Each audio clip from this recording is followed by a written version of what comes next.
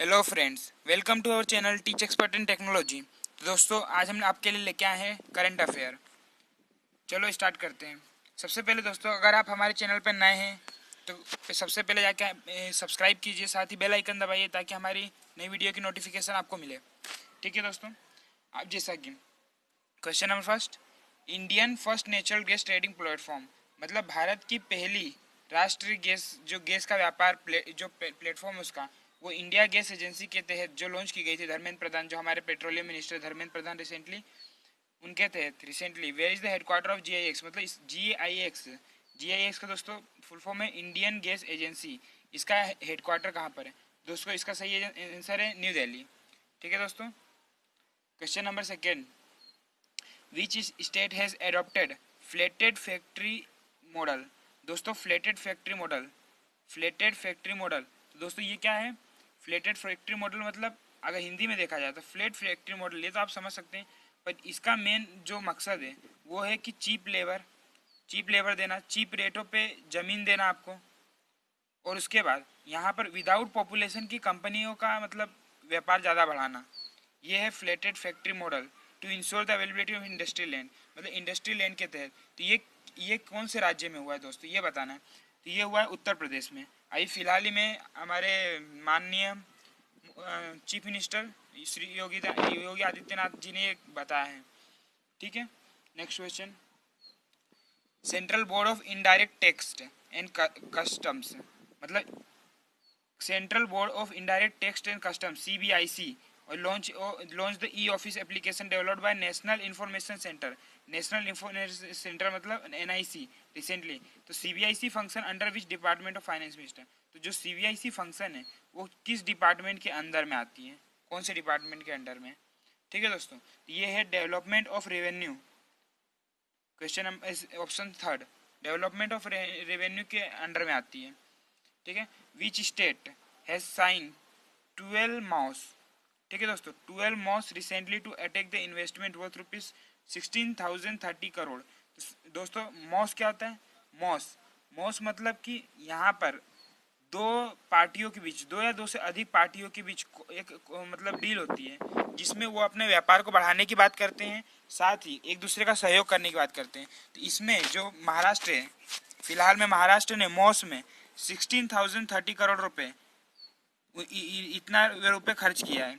ठीक है दोस्तों, तो उसकी बात हो रही थी कि कौन सा ऐसा राज्य है जिसने मॉस के 12 डील को रिसेंटली साइन किया है, तो वो है अपना महाराष्ट्र। ठीक है, फिर EPFO has launch multi national claim, मतलब जो EPFO एम्प्लॉयमेंट फंड जो भी है।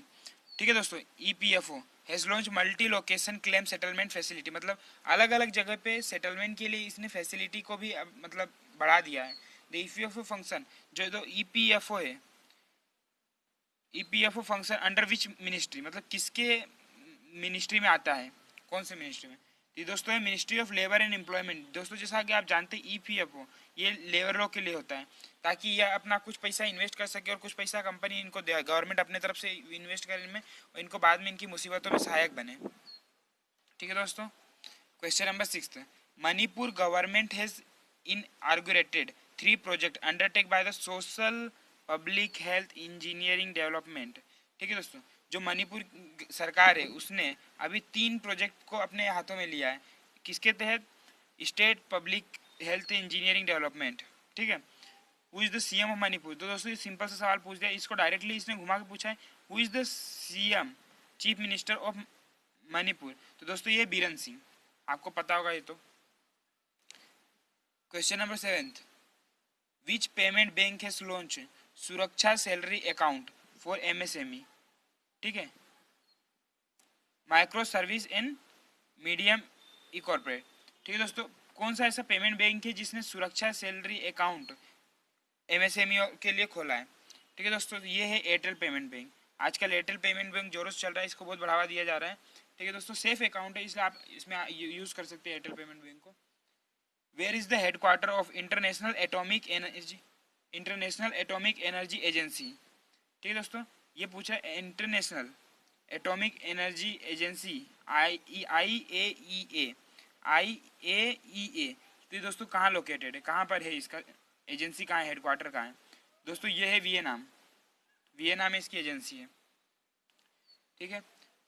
Forex, the forex reserve of India cross, इस बार इंडिया मतलब फर्स्ट टाइम आरबीआई की डेटा में एक क्रॉस किया उसने जून 2020 में उतने बिलियन डॉलर के अकॉर्डिंग। तो दोस्तों वो क्या है, वो है 500 बिलियन डॉलर को फर्स्ट टाइम इंडिया ने क्रॉस किया है फॉरेस्ट रिजर्व के लिए, ठीक है दोस्तों।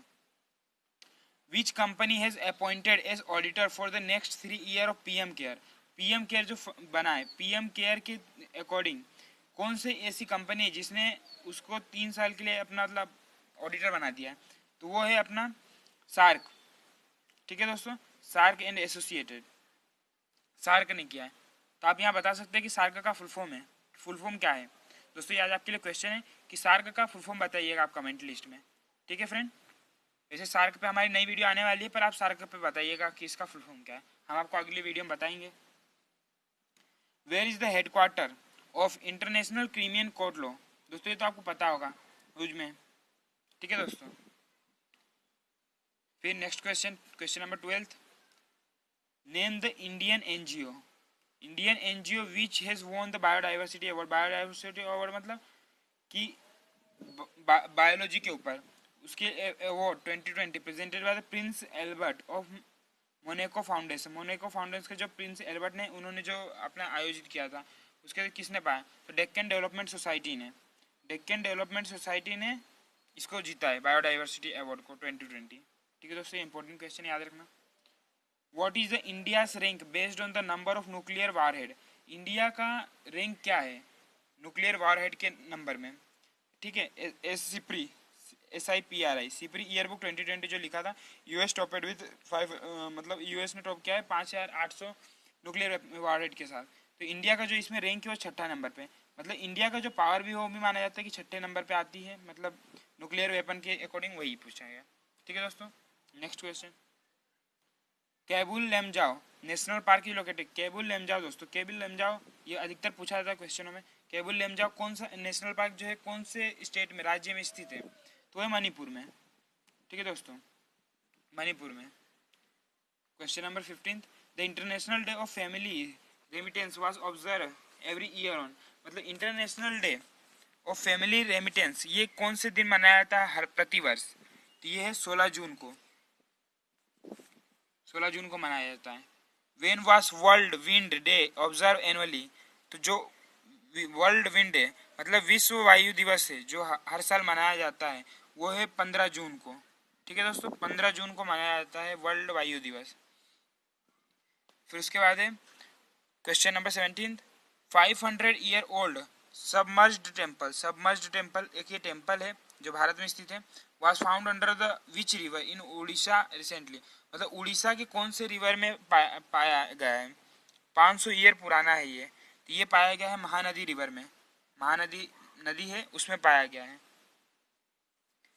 Question number 18, the first population estimated exercise of India gaur was carried out in Nilgiri forest division, Nilgiri is located which, दोस्तों ये सब तो ऐसे ही लिखा है, वैसे इसका मेन मकसद है Nilgiri is located in which state, जो आप जानते हैं कि नीलगिरी पर्वत है एक भारत का फेमस पर्वत है, ठीक है दोस्तों। तो ये नीलगिरी पर्वत जो है कौन से राज्य में स्थित है, ये है तमिलनाडु में, आपको पता होगा मैप में तमिलनाडु नीचे साइड रहता है पोर्शन में, ठीक है दोस्तों, नीचे साइड रहता है केरला के नीचे। फिर question number 19, name the portal which was launch by West Bengal CM Mamata Banerjee to help IT professionals, है ना, वो साइट का नाम बताना, पोर्टल एक बनाया है ममता बनर्जी ने, लॉन्च बाय वेस्ट बंगाल, वेस्ट बंगाल के द्वारा जो लॉन्च हुआ था, जो ममता बनर्जी जो CM है वेस्ट बंगाल के, to help IT professionals, professional के हेल्प के लिए, तो वो है कर्मभूमि, कर्मभूमि एक साइट है उस पर बनाया पोर्टल पे, उस पर जाके आप उनके अकॉर्डिंग हेल्प मांग सकें। कान्हा नेशनल पार्क सबसे बेसिक क्वेश्चन, सबसे ज़्यादा पूछा जाने वाला question, Kanha national park is located in which state, तो कौन से राज्य में है, तो ये मध्य प्रदेश, जी दोस्तों मध्य प्रदेश। थैंक यू दोस्तों, अगर आपको हमारी वीडियो पसंद आए तो please like subscribe and comment जरूर कीजिएगा, साथ ही से अपने दोस्तों को शेयर कीजिएगा ताकि ये वीडियो सभी तक पहुंच सके और सभी इस चीज़ को समझ सके जान सके, ठीक है दोस्तों, धन्यवाद।